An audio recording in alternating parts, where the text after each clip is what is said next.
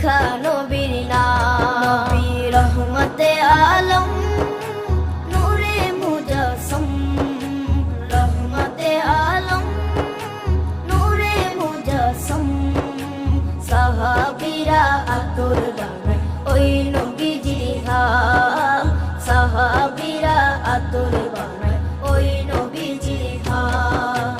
সাহাবীরা আতর লাগায় ওই নবীজির ঘাম, সাহাবীরা আতর লাগায় ওই নবীজির ঘাম।